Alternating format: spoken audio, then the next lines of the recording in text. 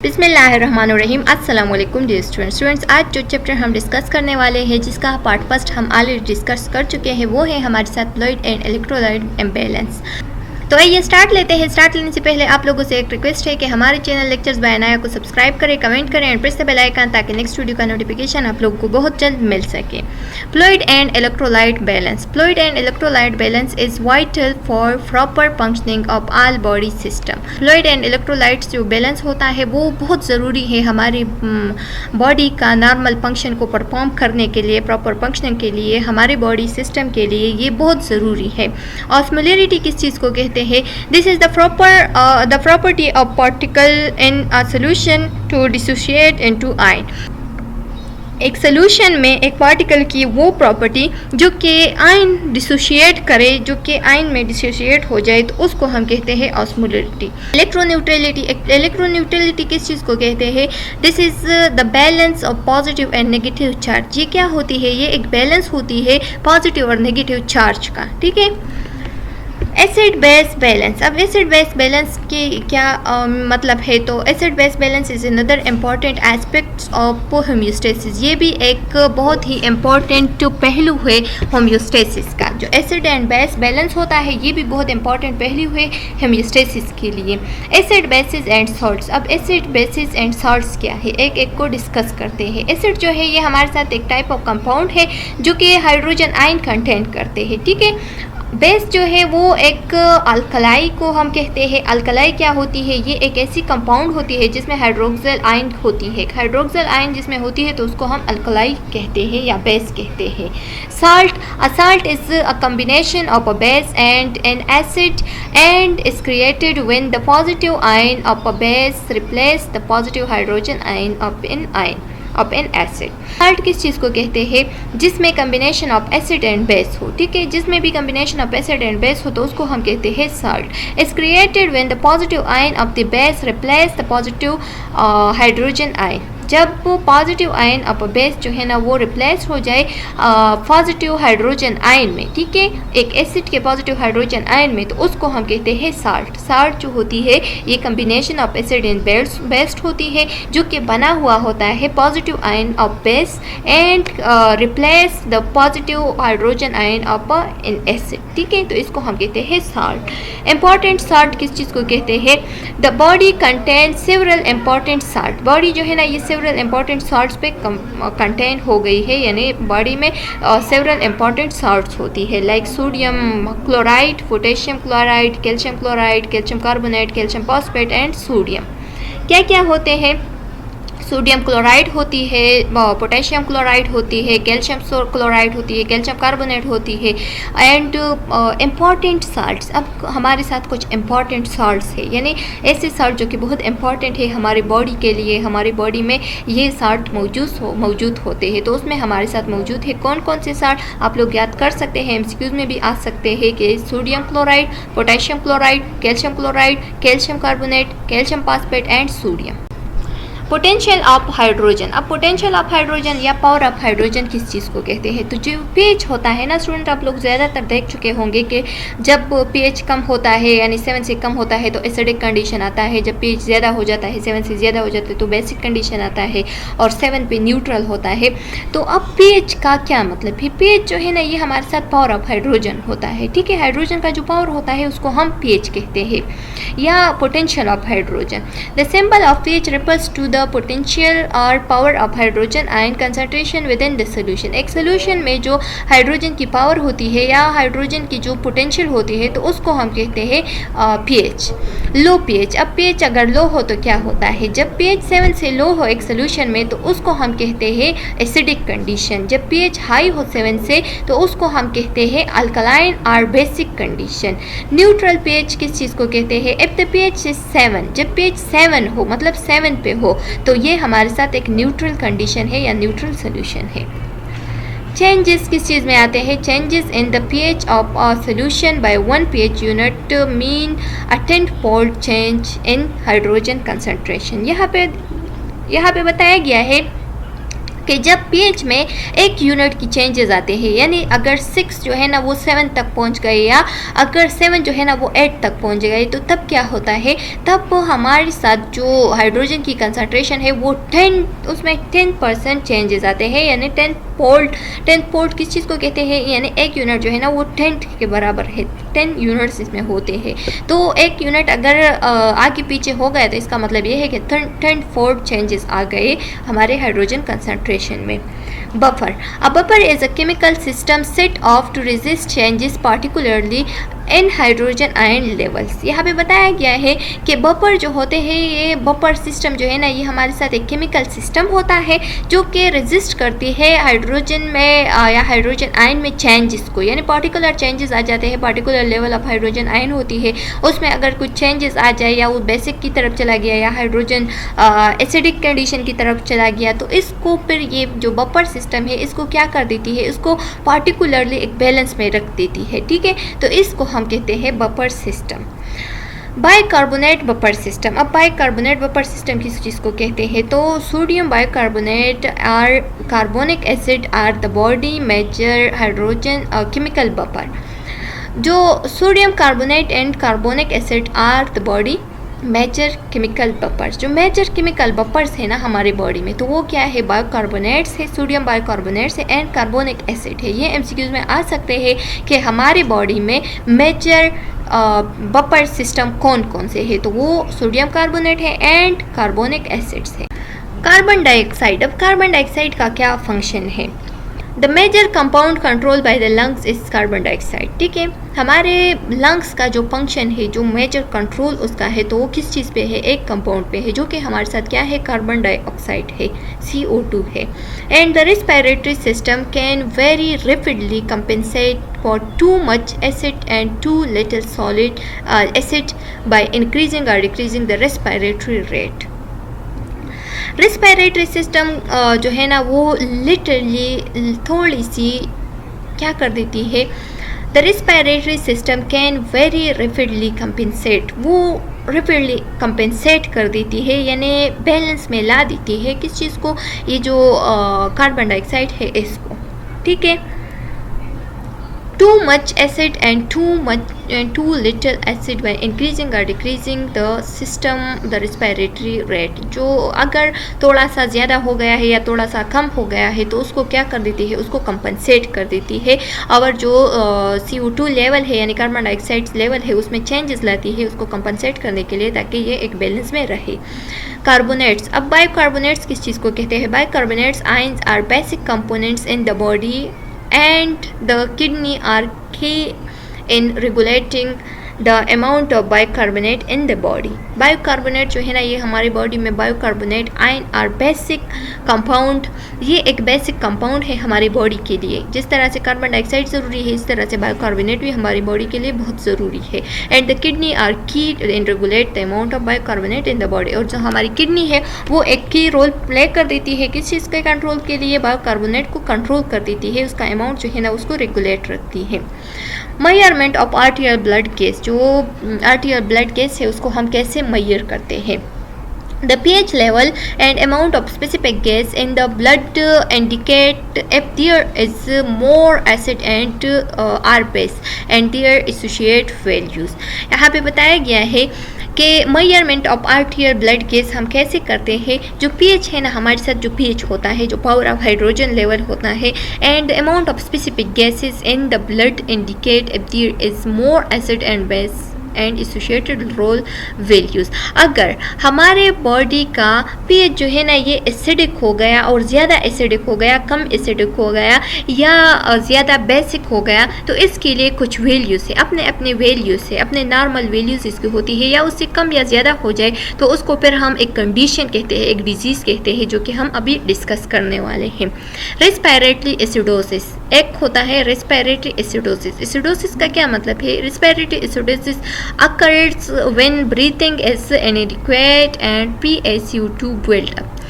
जब हमारे बॉडी का जो रेस्पिरेटरी एसिडोसिस तब होता है जब हमारी ब्रीथिंग जो है ना वो स्लो हो जाए, इनएडिक्वेट हो जाए एंड जो PaCO2 है वो ज़्यादा हो जाए। ठीक है, हमारे बॉडी का जो PaCO2 नॉर्मल लेवल है उससे अगर ये ज़्यादा हो जाए और हमारा जो ब्रीथिंग लेवल है वो इनएडिक्वेट हो जाए, अपने नॉर्मल लेवल से कम हो जाए, तो उसको हम कहते हैं रेस्पिरेटरी एसिडोसिस।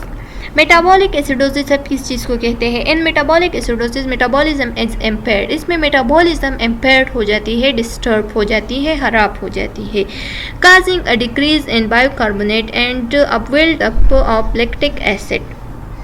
और जो बायोकार्बोनेट है उसमें डिक्रीज आ जाती है एंड लैक्टिक एसिड इसमें ज़्यादा हो जाते हैं। तो इस दौरान जब वो जो कंडीशन आता है तो उसको हम कहते हैं metabolic acidosis.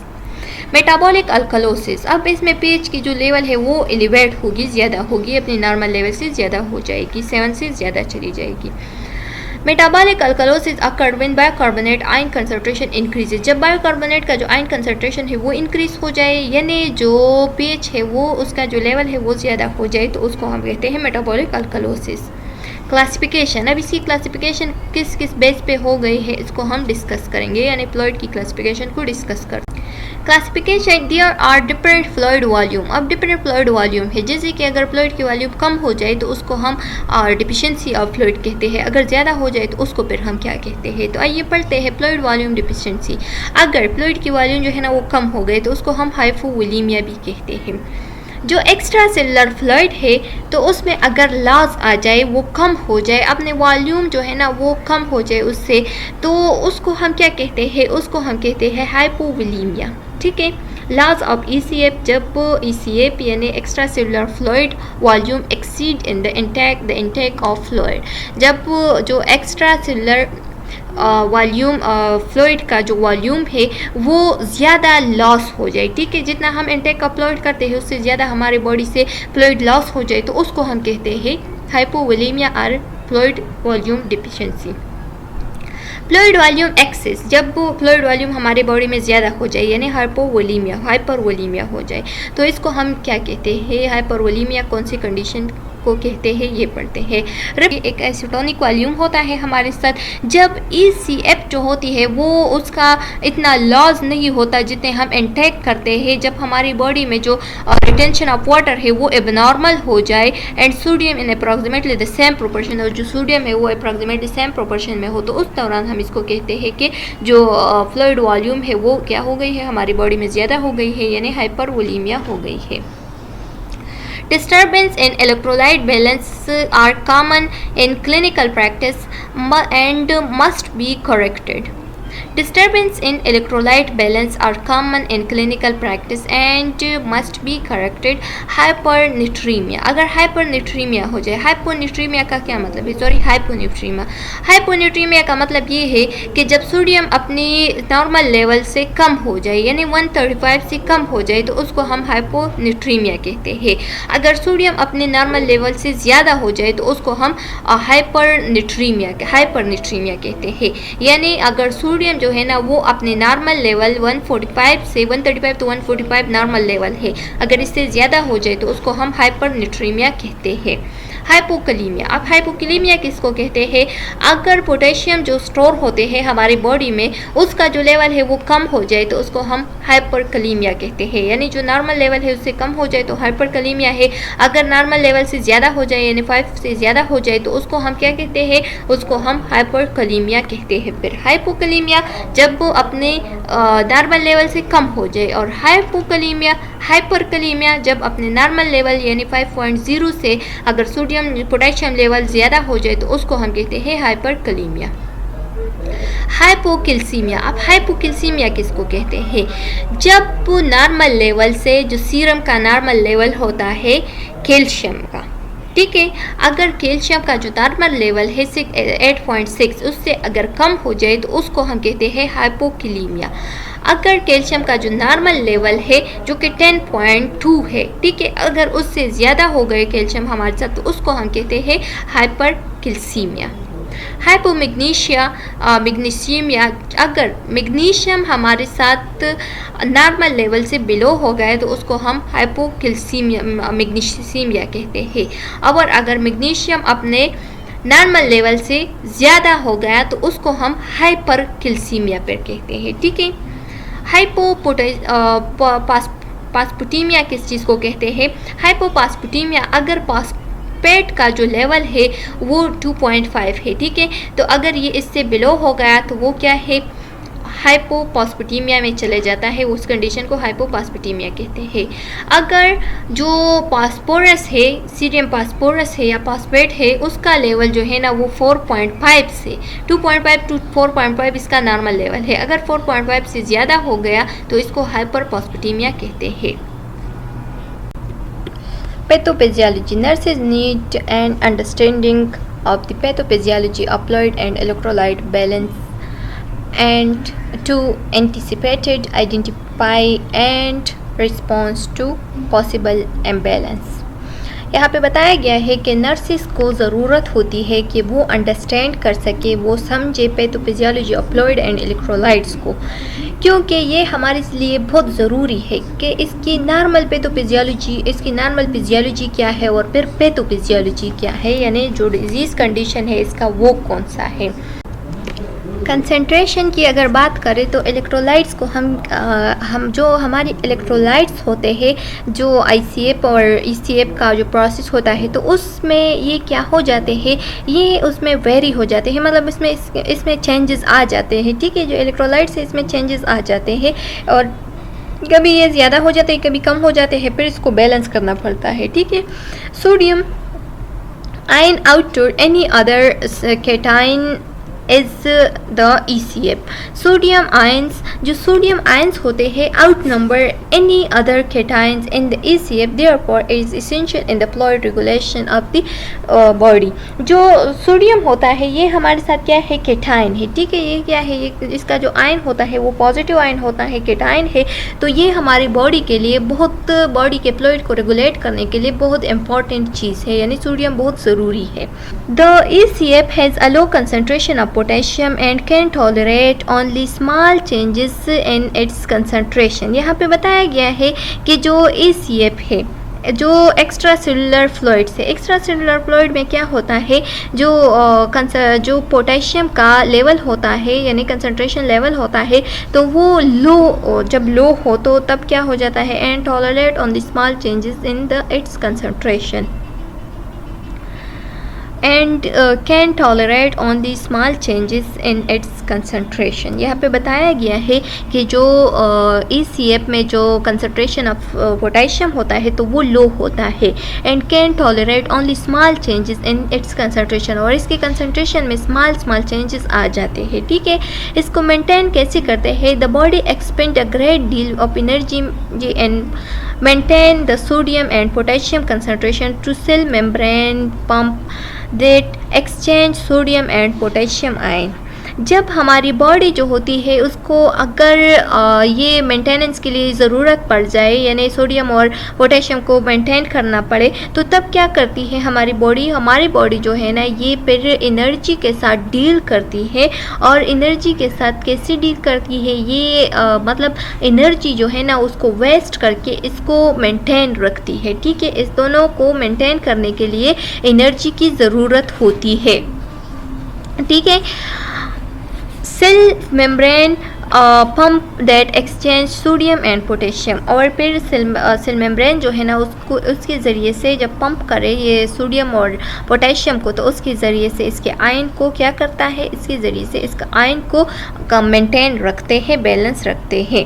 Osmosis when two different solution are separated by a membrane that is impermeable to the dissolved substances।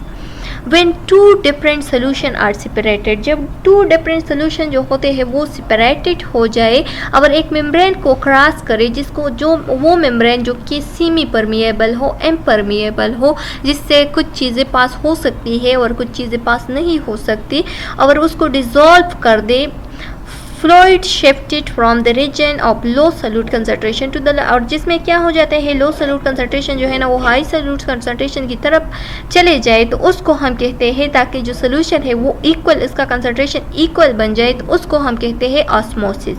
Diffusion किस चीज़ को कहते हैं? डिफ्यूजन ये एक नेचुरल टेंडेंसी होती है जिसमें सब्सटेंस मूव करती है हायर कंसंट्रेशन से लोअर कंसंट्रेशन की तरफ।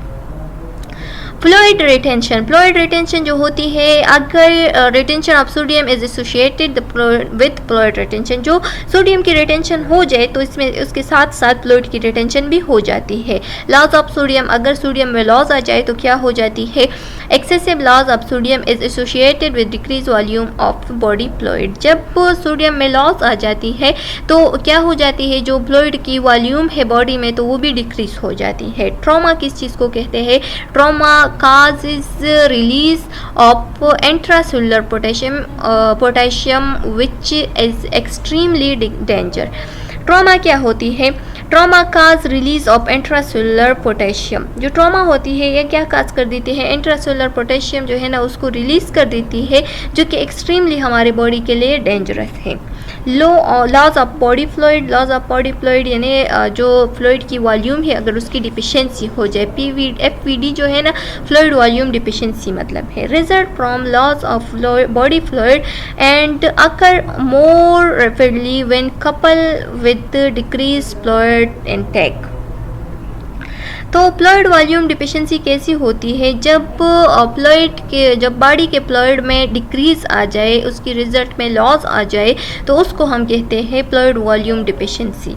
And occurs more rapidly when coupled with decrease fluid intake. और ये मोर रैपिडली ज़्यादातर जब फ्लूइड में डिक्रीज आ जाए तो मोर रैपिडली हमारी बॉडी में क्या हो जाती है, अगर हम इनटेक जो है ना वो कम करें, बॉडी फ्लूइड जो है ना उसकी इनटेक कम करे तो हमारी बॉडी में रैपिडली फ्लूइड की जो वॉल्यूम है वो कम हो जाती है, उसकी डिफिशिएंसी आ जाती है। फ्लूइड वॉल्यूम ओवरलोड, अगर हमारी बॉडी में अब ओवरलोड हो जाए तो कैसे ओवरलोड होते हैं? फ्लूइड वॉल्यूम एक्सेस में be related to simple fluid overload or diminished function of the homeostatic mechanism responsible for regulating fluid balance. यहाँ पे बताया गया है कि अगर हमारे बॉडी में जो फ्लूइड की वॉल्यूम है वो ज़्यादा हो जाए, ओवरलोड हो जाए, और जो होम्योस्टैटिक मैकेनिज्म है वो डिमिनिश हो जाता है तो तब भी हमारी जो बॉडी के फ्लूइड है वो इम्बैलेंस चले जाते हैं, इम्बैलेंस में चले जाते हैं, यानी जो बॉडी की जो फ्लूइड की वॉल्यूम है वो कम हो जाते हैं, ठीक है, या ज़्यादा हो जाती है, उसमें इम्बैलेंस आ जाती है, कभी कम कभी ज़्यादा हो जाती है। तो फ्लूइड वॉल्यूम जो है ना ये क्यों ज़्यादा हो जाती है? या तो हमारे सिस्टम का जो होम्योस्टेसिस है वो ख़राब हो जाता है, उसमें इरेगुलरिटी आ जाती है, या बॉडी में जो एक्सेस की जो वॉल्यूम है वो एक्सेसिवली हो जाती है, ओवरलोड हो जाती है, हम ज़्यादा से ज़्यादा फ्लूइड की इनटेक करते हैं तो उस दौरान भी फ्लूइड वॉल्यूम ओवरलोड हो जाती है। लो और हाई इलेक्ट्रोलाइट इनटेक, अब लो या हाई इलेक्ट्रोलाइट इनटेक कैसे होता है? डाइट लो और excessive in electrolytes could also cause electrolyte imbalance. जो डाइट होती है लो और एक्सेसिव इन इलेक्ट्रोलाइट्स क्या होती है? ये कभी लो या कभी ज़्यादा इलेक्ट्रोलाइट्स में इसकी इलेक्ट्रोलाइट जो है ना या कभी बहुत कम होती है या कभी ज़्यादा हो जाती है, तो इसकी वजह से भी क्या काज हो सकती है? इलेक्ट्रोलाइट इम्बैलेंस काज हो सकती है। Medication, there are certain medication that could lead the electrolyte imbalance when taken against the physician order। कुछ ऐसे मेडिकेशंस भी होते हैं जो कि हमारी बॉडी में इम्बैलेंस, इलेक्ट्रोलाइट की इम्बैलेंस काज कर देती है। जैसे कि अगर कोई फिजिशियन जो है ना वो हमें ऑर्डर दे और हम उसका जो फॉर एग्जांपल कोई फिजिशियन है उसने हमें किसी मेडिसिन की ऑर्डर नहीं दिया है और हम उस मेडिसिन को रेगुलरली क्या कर देते हैं, उसको यूज़ कर देते हैं, तो इससे भी हमारी जो ब्लड की इम्बैलेंस है, जो इलेक्ट्रोलाइट की इम्बैलेंस है वो ख़राब हो सकती है, उसकी बैलेंस जो है ना वो इम्बैलेंस हो सकती है। क्लिनिकल मैनिफेस्टेशन, अब कुछ साइन एंड सिम्टम, जब हमारी बॉडी में कुछ इलेक्ट्रोलाइट की इम्बैलेंस आ जाए तो उसकी क्या क्या साइन एंड सिम्टम्स है। अगर बॉडी में फ्लूइड की डिफिशिएंसी आ जाए, यानी बॉडी में फ्लूइड जो है ना वो कम हो जाए, तो क्या साइन एंड सिम्टम हो सकते हैं। Clinical sign and symptom include acute weight loss, क्या हो सकती है, एक्यूट वेट लॉस हो सकती है, डिक्रीज स्किन टर्गर, जो स्किन की टर्जिसिटी है, जो स्किन की ये जो टर्गर होती है, जब इसको हम खींचे तो वो अपनी जगह पे वापस कितने टाइम में चली जाती है, तो वो भी डिक्रीज हो सकती है। ओलिगोरिया हो सकती है, यानी जो यूरिन है वो कम हो सकती है, उसकी जो नॉर्मल लेवल है उससे कम हो सकती है। कंसनट्रेटेड यूरिन हो सकते हैं।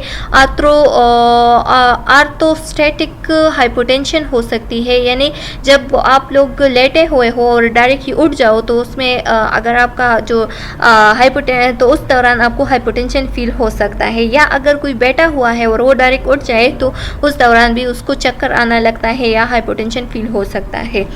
वीकनेस हो सकती है, रैपिड हार्ट रेट हो सकती है, ठीक है। प्लेटेंट नेक वेन, ये जो नेक वेन होते हैं ये प्लेटेंट होते हैं जब फ्लूइड की वॉल्यूम डिफिशिएंसी हो जाए। इंक्रीज टेम्परेचर, टेम्परेचर इंक्रीज हो सकती है। थर्स्ट ज़्यादा महसूस हो सकती है। Decrease or delayed capillary refill, जो कैपिलरी रिफिलिंग है वो डिक्रीज हो जाती है या बहुत ज़्यादा टाइम ले लेता है। कूलनेस फील हो सकती है, टेम्परेचर जो है ना वो क्या कूलनेस की तरफ आ सकती है। क्लेमी स्किन, जो स्किन होती है वो क्लेमी हो सकती है। मसल्स वीकनेस एंड क्रैम्प्स आ सकती है जब फ्लूइड की वॉल्यूम कम हो। जब फ्लूइड की वॉल्यूम ज़्यादा हो तो तब क्या होती है, तो फ्लूइड की वॉल्यूम अगर ज़्यादा हो तो clinical manifestation fluid volume excess के लिए क्या हो सकती है, एडिमा हो सकती है।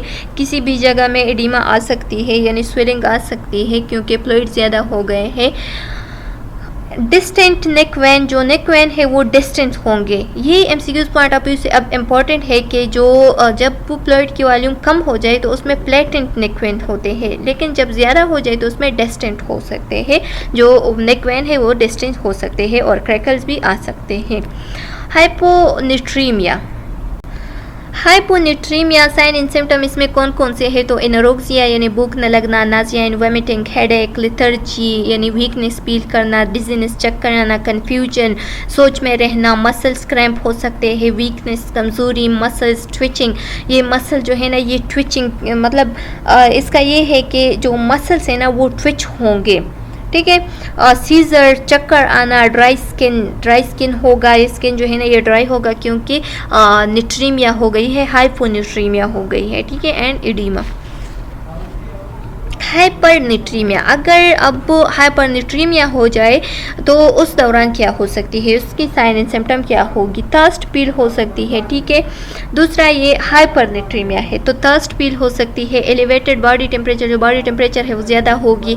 हेलुसिनेशन यानी हवाई दुनिया, अपने ड्रीमी वर्ल्ड बनाना होगा, अपने सोच में ऐसा होगा कि मैं हवा में रह रही हूँ, ठीक है। हेलुसिनेशन यानी हवाई सोचें करना। लेथर्जी कमज़ोरी फील करना। रेस्टलेसनेस यानी उसको ऐसा महसूस होगा कि मुझे अब वो रेस्ट की ज़रूरत है। पल्मोनरी एडिमा हो सकती है, एडिमा हो सकती है, पल्मोनरी वेन जो है ना उसमें एडिमा आ सकती है, पल्मोनरी में एडिमा आ सकती है। Twitching and increase BP and pulse, और जो बीपी या पल्स है वो ज़्यादा होगी। हाइपोकिलीमिया, अब अगर हाइपोकिलीमिया हो गई तो इसकी साइन एंड सिम्टम क्या है।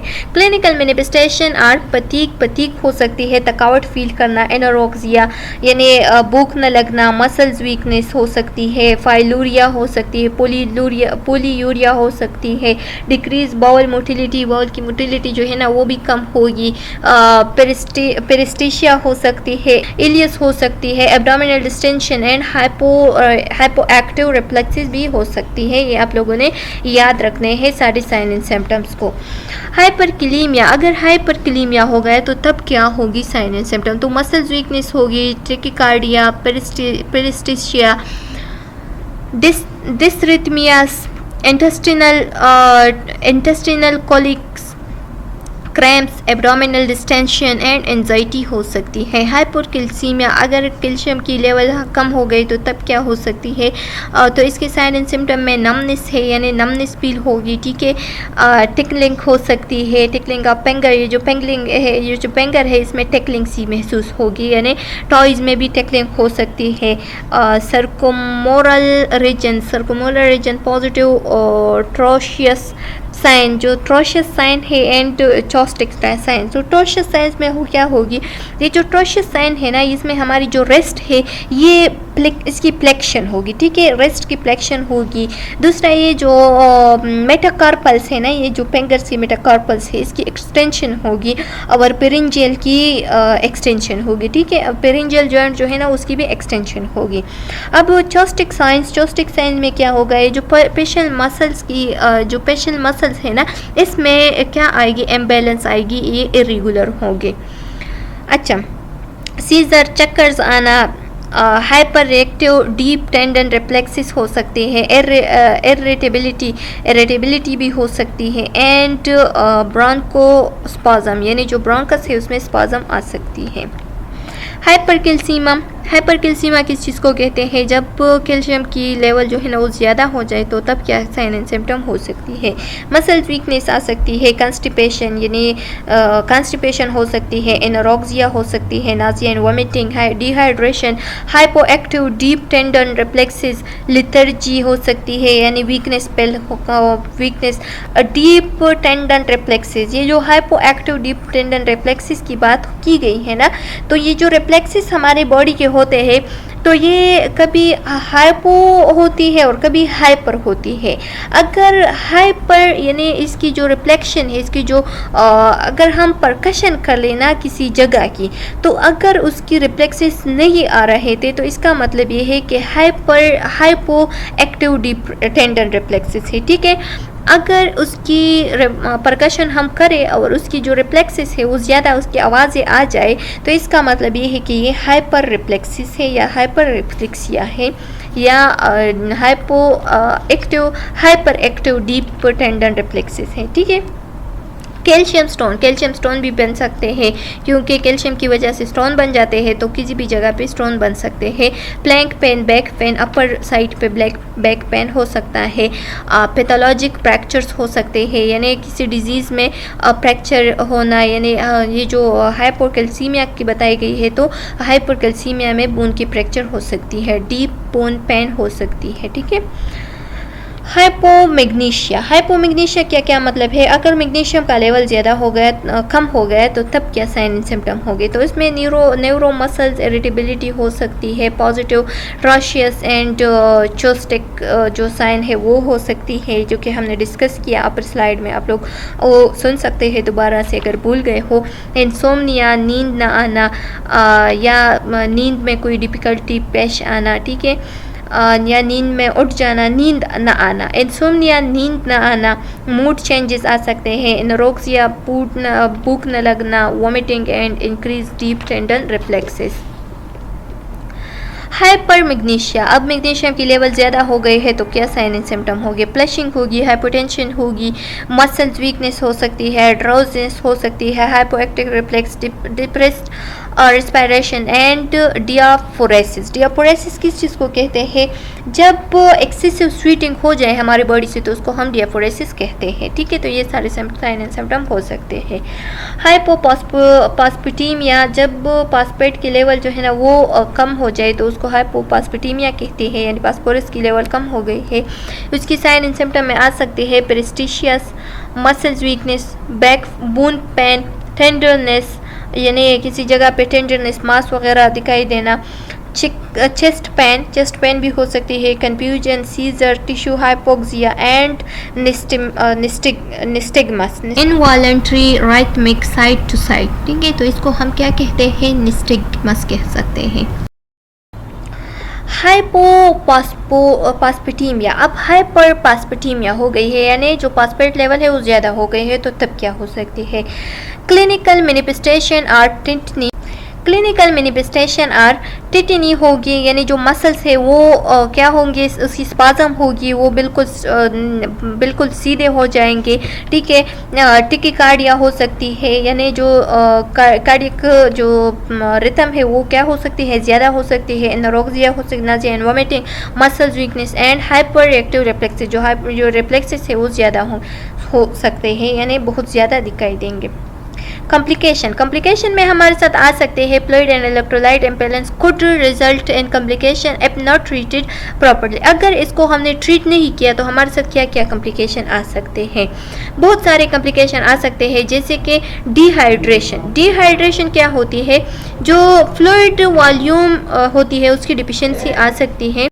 फ्लूइड वॉल्यूम जो है ना वो उसकी डिफिशिएंसी हो सकती है, रिजल्ट इन डिहाइड्रेशन हो सकती है। कार्डियक ओवरलोड यानी फ्लूइड वॉल्यूम जो है ना अगर वो ज़्यादा हो गए तो कार्डियक ओवरलोड भी हो सकती है, ठीक है, यानी कार्डियक में भी मसला आ सकते हैं। SIDH वाटर जो है ना वो अगर ज़्यादा रिटेन हो गए, एबनॉर्मली रिटेन हो गए तो तब वो हमारे साथ SIADH का क्या मतलब है? Syndrome of inappropriate antidiuretic hormone secretion, तो उसकी जो सिक्रीशन होगी वो भी एबनॉर्मली हो सकती है।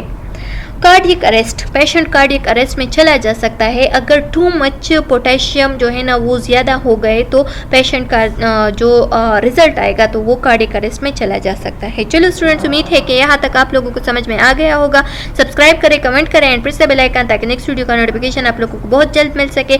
नेक्स्ट वीडियो हमारे साथ क्या होगी, इसका लास्ट पार्ट होगी। नेक्स्ट वीडियो में मिलते हैं, तब तक के लिए अल्लाह हाफिज़।